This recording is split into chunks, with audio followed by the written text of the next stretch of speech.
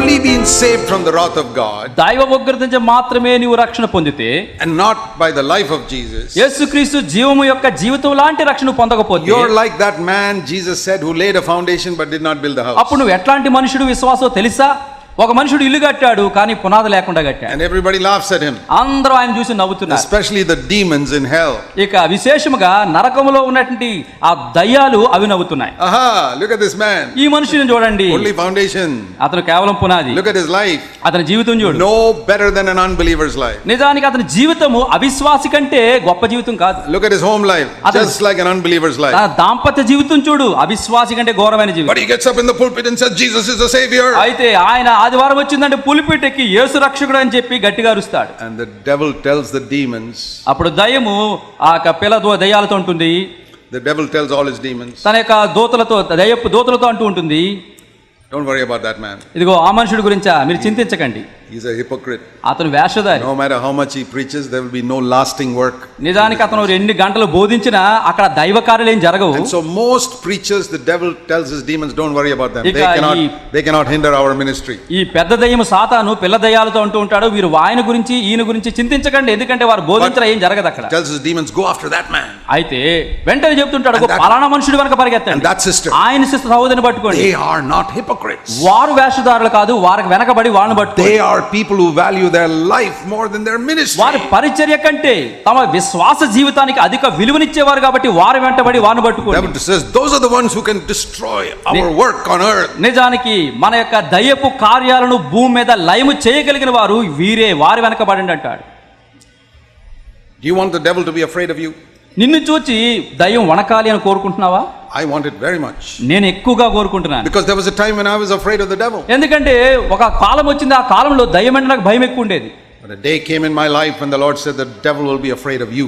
ఒక దినం వచ్చింది నా జీవితంలో, యేసు ప్రభు చెప్పారు, దయ్యములు నిన్ను చూచి వణుకుతాయి, భయపడతాయి. As he was afraid of Jesus, he'll be afraid of you. యేసు క్రీస్తును చూచి దయ్యములు వణికినట్లుగా నిన్ను చూచి దయ్యములు భయపడతాయి.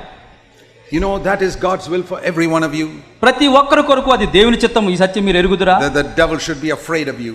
దయ్యము నిన్ను చూచి నన్ను చూచి వణకాలి. But he will not be afraid of you if you are more interested in your ministry than your life. నీ విశ్వాస జీవితము కంటే నీ పరిచర్య మీదే అధిక ప్రాముఖ్యత ఇస్తూ ఉంటే దయ్యము నిన్ను చూచి వణకడు బెణకడు. There are many people for whom that ministry is 10 times more important than their life. కొంతమంది విశ్వాసులు ఉన్నారు, వారికి తమ విశ్వాస జీవితము కంటే కూడా పరిచర్య జీవితం 10 రెట్లు ఎక్కువగా ఎంచుకుంటూ ఉంటారు. That is the opposite of Jesus. యేసు ప్రభువారు కోరిన దానికి విరోధంగా For ఉంటుంది. Jesus, his life was more important than 10 times more important than ministry. యేసు క్రీస్తు వారికి అయితే తన పరిచర్య కంటే తన జీవితం 10 రెట్లు ఎక్కువగా ఎంచాడు. If your ministry is 10 times more important than your life, ఒకవేళ నీ జీవితం కంటే కూడా నీ పరిచర్య 10 రెట్లు ఎక్కువగా నువ్వు కోరుకుంటే, then you got only a foundation salvation. అప్పుడు ఏముంటుంది? నీకు పైన భవనం ఉండదు, పునాది మాత్రమే రక్షణగా The ఉంటుంది. whole building has not been built. ఇప్పుడు దాని మీద భవనం కట్టబడలేదు. You're wasting your నీ time. సమయాన్ని నష్టపరుస్తున్నావు. There is a word in the Bible for the opposite of Christ. మరి క్రీస్తుకు విరోధంగా ఉండే మరొక మాట అక్కడ రాయబడింది. You know what it is? నీ తెలుసా ఈ వాక్యం? అది Antichrist. క్రీస్తు విరోధి. Anti means opposite of Christ. క్రీస్తుకు విరోధం అంటే అతనికి విరోధముగా అన్ని విషయాలు అతనికి తారుమారుగా ఉండేవి. For Christ, life was 10 times more important than ministry. క్రీస్తుకైతే తను చేసే పరిచర్య జీవితం కంటే తన విశ్వాస జీవితము చాలా 10 రెట్లు ఎక్కువ. For those with the spirit of the Antichrist, ministry is 10 times more important than life. ఎందరైతే క్రీస్తు ఆత్మ కాక క్రీస్తు యొక్క విరోధి సాతాను ఆత్మ కలిగి ఉంటారో వారేమో కోరుకుంటారు, మా విశ్వాస జీవితము విధానము కంటే మా పరిచర్య 10 రెట్లు ఎక్కువ అని కోరుకుంటారు. When your life becomes more important than your ministry, నీ పరిచర్య కంటే నీ జీవము ఎక్కువగా మారినప్పుడు you can accomplish in 3 years what other people may take 300 years to do.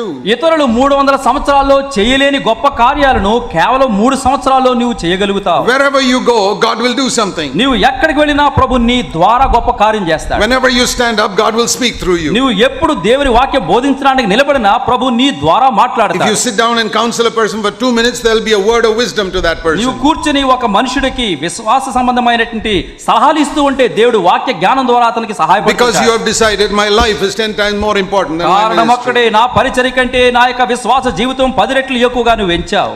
If your ministry is more important than your life, you're not a spiritual man, you're a religious man. నీవు నీ పరిచర్య మరి ఆ యొక్క విశ్వాస జీవితం కంటే పరిచర్య ఎక్కువగా ఎంచినట్లయితే నీవు ఆత్మీయ సంబంధమైనటువంటి విశ్వాసగా ఉండవు గాని కేవలం ఒక క్రైస్తవుడిగా మాత్రమే ఉంటావు. Let me give you a question.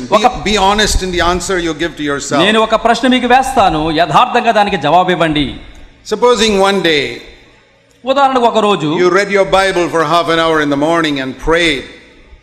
ఒక ఉదయకాల సమయంలో అరగంట సేపు బైబిల్ చదివి నువ్వు ప్రార్థించావు. And during the day ఆ రోజు అంతట్లో you lost your temper once. మరి ఒక్కసారి నువ్వు కోపగించుకున్నావు.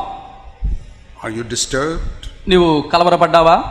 Oh, you happy? I read my Bible for half an hour and prayed for half an hour in the morning. నేను ఉదయకాల సమయంలో బైబిల్ చదివాను, అరగంట ప్రార్థన చేశాను. For religious people, that reading the Bible and praying is more important than whether you lose your temper or not during the day. మత సంబంధమైన ఆసక్తి కలిగినటువంటి ఆ యొక్క నామకార్థులకు బైబిల్ చదవడం, ప్రార్థించడమే చాలా ప్రాముఖ్యంగా ఎంచుతారు. కోపం తెచ్చుకోవడం తప్పని ఎంచుకోరు. Reading the Bible, going to church is more important than lusting after women is not a serious thing. నిజానికి వారు బైబిల్ మరి దేవుని మందిరానికి వెళ్ళటము, అక్కడ ప్రార్థించడము, అది మరి ఒక స్త్రీని మోహపు చూపుతో చూడటం తప్పు అని ఎంచుకోరు కానీ బైబిల్ దగ్గరికి వెళ్ళడం, అక్కడ వెళ్ళేస్తే సరిపోతుంది అనుకుంటారు. ఒక ఆత్మ సంబంధమైన వ్యక్తి overcoming sin is more important than even reading the Bible.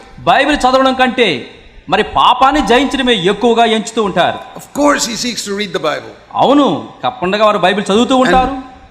But supposing one day he was in a rush and he could not read the Bible in the morning. ఒకవేళ అతనికి పని ఒత్తిడి ఎక్కువై ఉదయాన్నే బైబిల్ చదవకపోయినా కూడా but he overcame sin throughout the day. ఆ దినమంతా కూడా పాపాన్ని అధిగమించి జయించాడు. He's at rest. అతను ఎంతో విశ్రాంతితో ఉన్నాడు. Because even though he didn't read the Bible, he was listening to God throughout the day. ఆయన బైబిల్ చదవకపోయినప్పటికీ కూడా దేవుని స్వరాన్ని దినమంతా వింటున్నాడు, పాపం మీద అధిక జయం పొందుతున్నాడు. When he was tempted, the Holy Spirit said, don't look that side, don't say that thing. He obeyed. కనుక అతను శోధింపబడుతున్నప్పుడు దేవుని ఆత్మతో చెప్పాడు, ఇదిగో నువ్వు అటుపక్క చూడు, ఇటుపక్క చూడు కంటే ఆ విశ్వాసంలో పడ్డాడు.